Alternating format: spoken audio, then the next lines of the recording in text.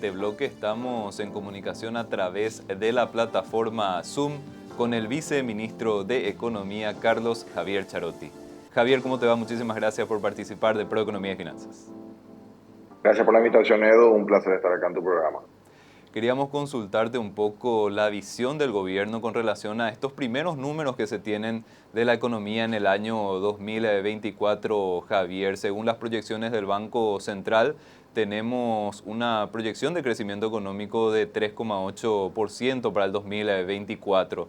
Con base en los números preliminares, ¿qué están viendo desde el gobierno y estos primeros reportes condicen justamente con esas proyecciones?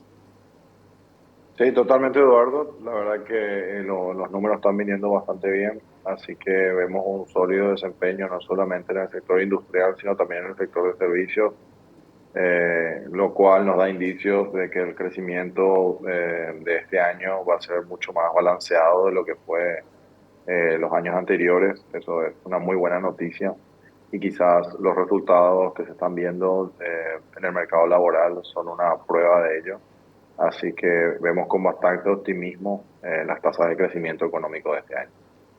Los reportes del mes de marzo, Javier, fueron los que marcaron de repente un freno en una dinámica económica bastante importante. En cuanto al IMAEP, se tuvo un crecimiento de solamente 0,2%. En cuanto a las ventas, se tuvo inclusive un resultado negativo. Pero esto no cambia mucho las proyecciones. De repente, desde el gobierno analizaron puntualmente lo que pasó en marzo.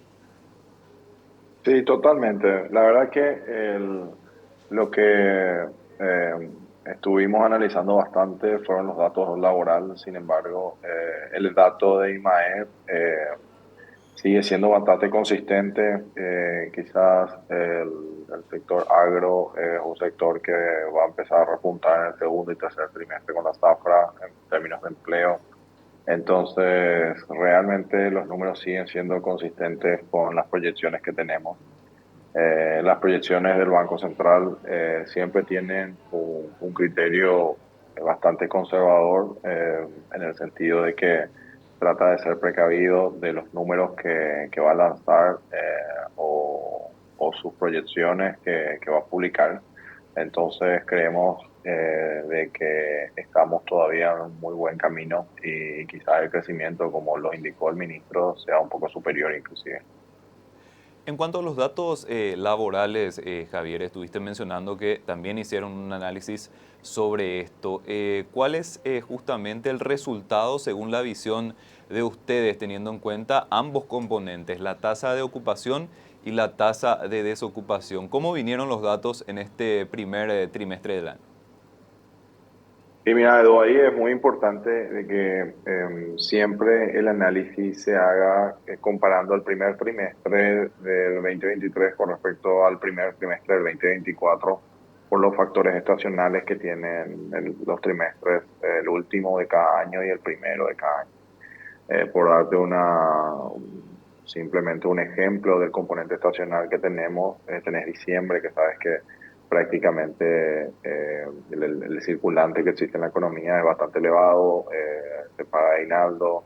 En cambio, el mes de enero, por ejemplo, es un mes que está caracterizado por el fin del ciclo escolar y varios jóvenes buscando empleo por primera vez. Así que es muy importante hacer comparaciones interanuales entre los trimestres de cada año a fin de tener un panorama mucho más preciso de lo que sucede en el mercado laboral. Habiendo dicho esto, los datos vinieron bastante bien en el sentido de ocupación.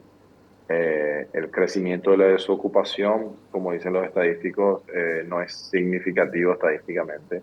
Lo que te están queriendo decir es que no encuentran evidencia estadística de que haya cambiado la tasa de desocupación. Pero la ocupación tuvo un crecimiento bastante positivo, aproximadamente 76.000 personas nuevas en el mercado laboral. Y lo más interesante de este dato es que gran parte de este crecimiento en ocupación vino desde los asalariados del sector privado y principalmente los motores de generación de empleo en este sentido fueron servicios y también industria, que son justamente los sectores que el BCP destaca como un gran dinamismo. Javier, ¿y cómo están viendo lo que ocurre con el sector primario? Para contextualizar, el Banco Central en su última revisión de crecimiento económico bajó un poco la perspectiva de este segmento y en cuanto a los datos laborales, se ve que hubo una salida de gente ocupada dentro de este sector también. ¿Cómo están viendo esta dinámica? En cierto modo, ¿preocupa? ¿Cuál es el análisis sobre el sector primario en específico? Mira, el empleo en el sector primario normalmente tiene estas características. En el primer trimestre podría llegar a ser negativo. Realmente lo que se espera es una recuperación en el segundo y tercer trimestre debido a que son periodos de zafra en donde el empleo va a aumentar. Eh, sí, somos conscientes de que lo que comentaste sobre el sector, pero digamos, la proyección sigue siendo bastante fuerte. El crecimiento del año pasado del sector fue bastante importante. Así que tenemos varios motores de crecimiento. El crecimiento es bastante homogéneo relativo a años anteriores. Así que tenemos varios colchones que garantizan que el crecimiento sea al menos el 3,8 que el BCP había proyectado.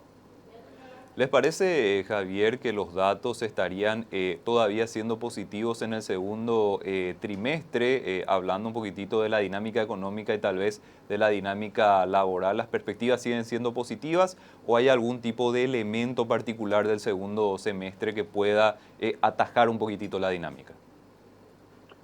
Siempre cuando se hacen en proyecciones de crecimiento, uno tiene un balance de riesgo que puede ir tiene elementos que pueden afectar positivamente y otros negativamente. Creemos que ese balance de riesgo está bastante balanceado y todos los datos que tenemos a hoy nos permiten seguir afirmando de que el crecimiento de 3,8 es un crecimiento bastante, digamos, precavido, con supuestos todavía que nos permiten tener colchones por si tenemos algún shock negativo.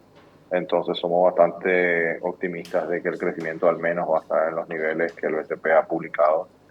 Los datos de empleo, que son un indicador que tenemos, o los números que tenemos ahora, nos muestran un poco el mismo panorama que nosotros estamos viendo y también nos muestran cosas nuevas, como por ejemplo que gran parte de los empleos generados vienen de las microempresas. Obviamente siempre las grandes empresas son las que lideran la creación de empleos asalariados privados, pero también las microempresas presentaron una gran dinámica, lo cual también es una excelente noticia de que el proceso de formalización siga en pie.